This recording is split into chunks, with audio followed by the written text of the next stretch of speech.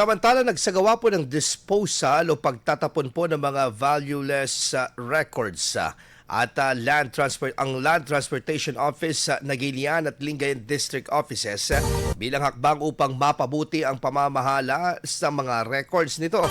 Isinagawa po ang aktibidad alinsunod sa Records Disposition Schedule or RDS at sa mahigpit na koordinasyon kasamang National Archives of the Philippines or NAPA at Commission on Audit. Tinitiyak nito na ang proseso ng disposal ay sumusunod sa itinakdang pamantayan at alintuntunin ng pamahalaan. Layon din ang nasabing disposal na mabawasan ang dami ng lumang dokumento na sumasakop sa espasyo at